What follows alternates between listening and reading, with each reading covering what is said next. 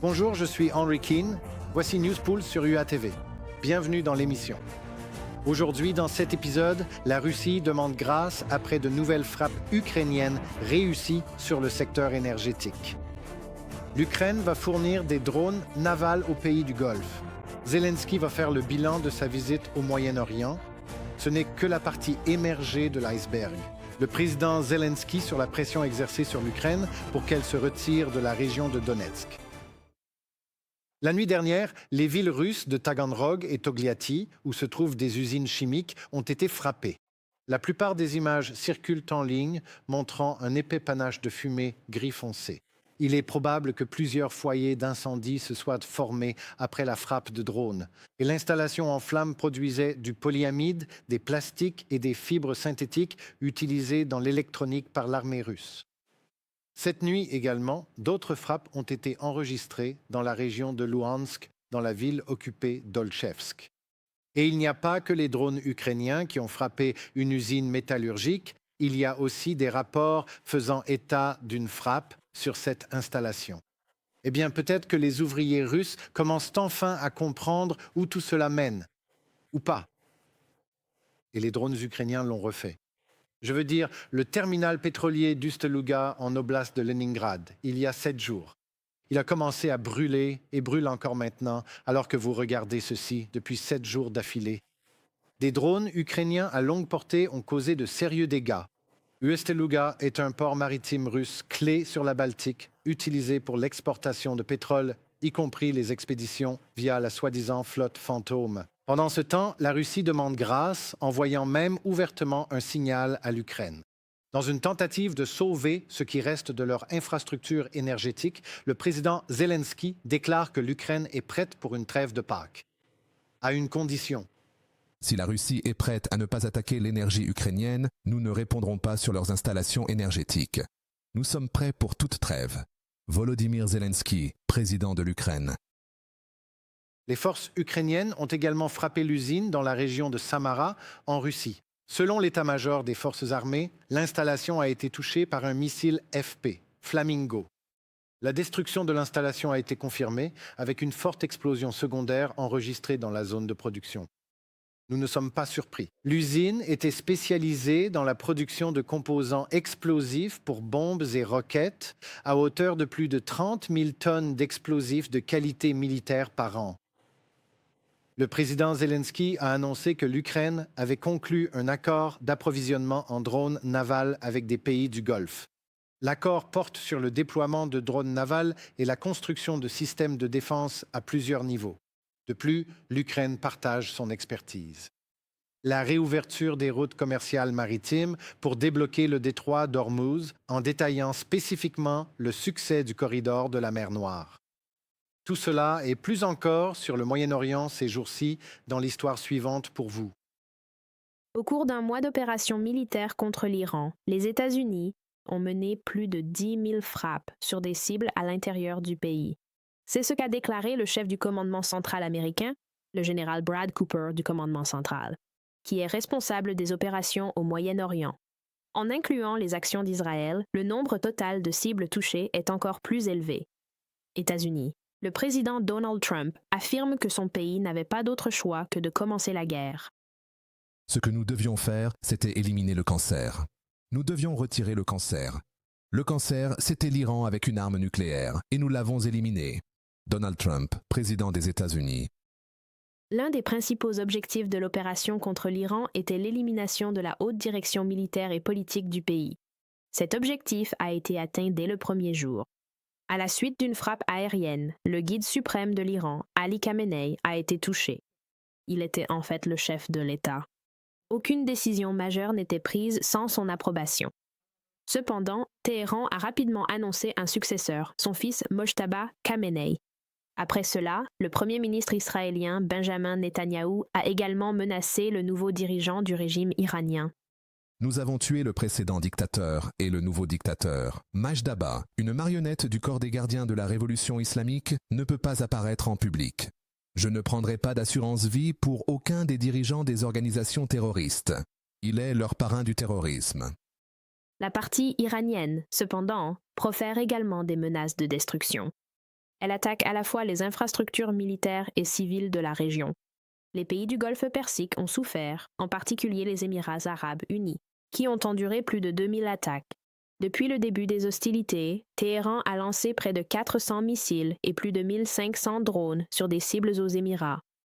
Le Koweït, Bahreïn, le Qatar, l'Arabie saoudite et Oman ont également été la cible de bombardements non provoqués. L'augmentation des attaques de la République islamique a également visé les bases américaines au Moyen-Orient ainsi que les infrastructures énergétiques de la région. Les drones iraniens de type Shahed ont principalement été abattus à l'aide de missiles coûteux, ce qui est extrêmement inefficace. C'est pourquoi les pays de la région et les États-Unis se sont tournés vers Kiev pour obtenir du soutien. Les drones intercepteurs ukrainiens éprouvés ont suscité l'intérêt de 11 États. Des spécialistes ukrainiens ont été envoyés au Moyen-Orient pour aider à organiser la défense aérienne. 228 de nos experts se trouvent au Qatar, aux Émirats arabes unis et en Arabie saoudite. Nous coopérons également avec le Koweït et la Jordanie. Je ne dévoilerai pas les détails. Pour l'instant, nous travaillons, nous sommes sur le terrain. Volodymyr Zelensky, président de l'Ukraine, répondant aux questions des journalistes. Cependant, l'un des principaux outils de pression de l'Iran n'a pas seulement été la terreur par missile. Téhéran a également visé l'économie mondiale. L'Iran a annoncé le blocage du détroit d'Ormuz, l'artère clé de l'approvisionnement mondial en pétrole. Jusqu'à 20% de tous les transports mondiaux y transitent. Selon Reuters, le détroit a été partiellement miné et les navires de guerre iraniens ont commencé à restreindre la circulation des pétroliers. En conséquence, les prix du pétrole ont dépassé les $100 le baril. En réponse aux actions du régime iranien, Donald Trump a menacé de frappes directes contre l'infrastructure énergétique du pays. Si l'Iran n'ouvre pas complètement, sans menace, le détroit d'Ormuz dans les 48 heures à partir de maintenant, les États-Unis d'Amérique frapperont et détruiront leurs différentes centrales électriques, en commençant par la plus grande. Donald Trump, président des États-Unis, sur le réseau social Truth Social. Plus tard, le président américain a déclaré qu'il reportait une partie des frappes jusqu'au 6 avril, car il compte sur des négociations, qui selon lui sont déjà en cours, entre l'Iran et les États-Unis. Pendant ce temps, le ministère iranien des Affaires étrangères a démenti cette information, mais a en même temps confirmé la coopération avec la Russie. Le président iranien a remercié le dictateur Poutine pour son aide et son soutien. Les déclarations du président Poutine et le soutien du peuple russe nous inspirent dans cette guerre. La résistance et le courage du peuple iranien promettent de nouveaux liens qui garantiront la sécurité de l'Asie orientale par les pays de la région. Massoud Pezeshkian, président de l'Iran sur le réseau social X. Les services de renseignement ukrainiens ont trouvé la confirmation de l'aide russe au régime iranien. En particulier, les occupants continuent de partager des données de renseignement avec l'Iran. C'est ce qu'a déclaré Volodymyr Zelensky. En Europe, on s'inquiète de la coopération entre ces régimes dictatoriaux. Nous sommes profondément préoccupés par les liens entre la Russie et l'Iran qui existent depuis longtemps, notamment en ce qui concerne le partage de capacités, par exemple les drones fournis à la Russie par l'Iran et qui ont été utilisés dans le conflit en Ukraine.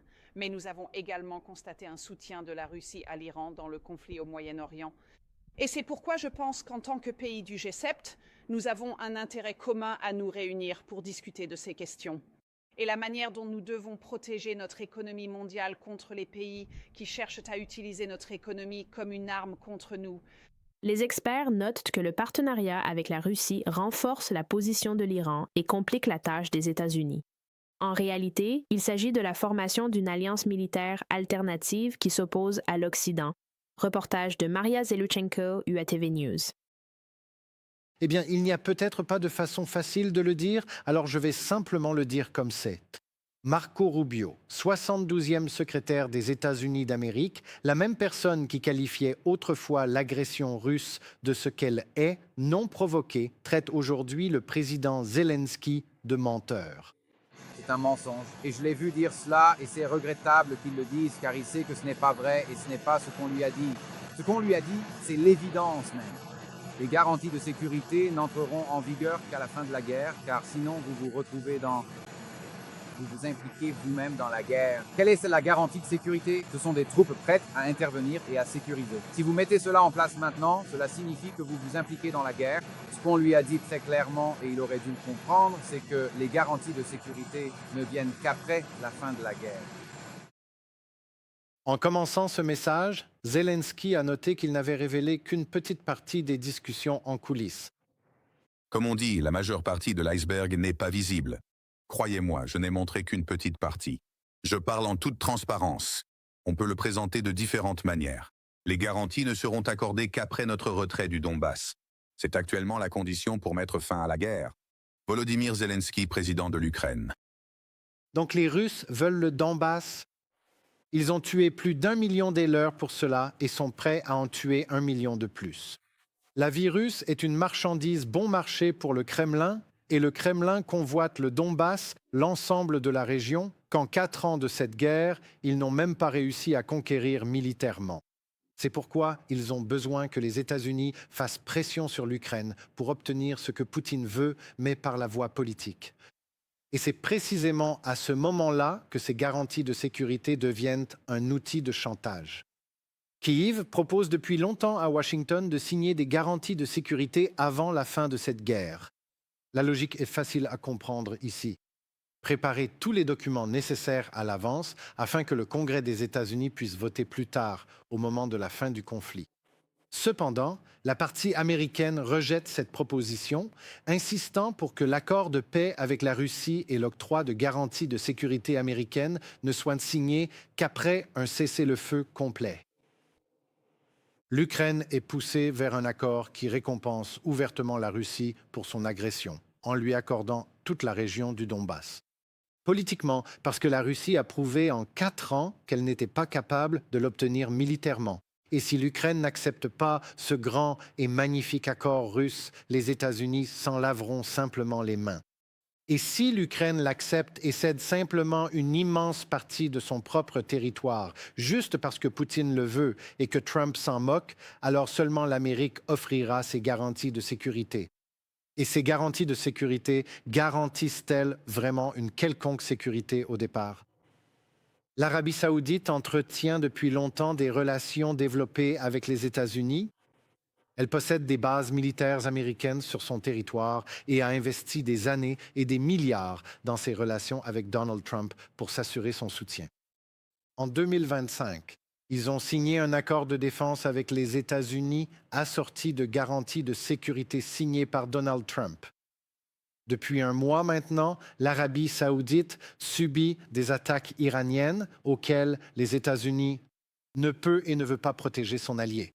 Et à en juger par la rhétorique récente de Trump, que ce soit à propos de l'Ukraine ou de l'Arabie saoudite, il agit exactement de la même manière, trahissant un allié et s'en vantant même ouvertement. Il ne pensait pas que cela allait arriver. Il ne pensait pas qu'il serait obligé de me lécher les bottes. Vraiment, il ne le pensait pas. Il pensait qu'il ne serait qu'un autre président américain perdant, alors que le pays allait à volo. Mais maintenant, il doit être gentil avec moi. Dis-lui qu'il a intérêt à être gentil avec moi. Eh bien, pendant que Trump attend qu'on l'embrasse, il est aussi ravi de rendre l'appareil. Malgré toutes les sanctions américaines, le pétrolier russe, le pétrolier Anatoly Kolotkin, est arrivé à Cuba avec 100 000 tonnes de pétrole à son bord, comme le rapporte le ministère russe des Transports. Plus tôt, le président Trump a déclaré qu'il serait ouvert à ce que n'importe quel pays, y compris la Russie, souhaite expédier du pétrole à Cuba malgré les États-Unis. Embargo énergétique.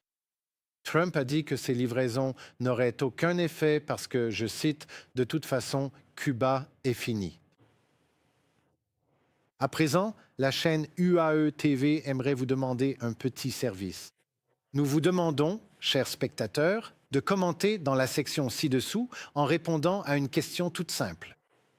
Pensez-vous que permettre au pétrole russe d'arriver à Cuba, en contradiction directe avec ses propres sanctions, peut être considéré comme lécher les bottes de Poutine? Déjà ou pas encore? Merci de partager vos réflexions. Eh bien, il semble que ce soit tout pour aujourd'hui. Je m'appelle Henry Kim. Merci infiniment pour votre temps et votre attention. En Ukraine, nous y sommes très sensibles. Laissez un commentaire, un like et abonnez-vous pour nous soutenir, nous, UETV, pour vous tenir informés de ce que demain nous réserve à tous. Et comme toujours, avec la perspective ukrainienne, restez prudents et continuez à nous suivre. À demain. Au revoir.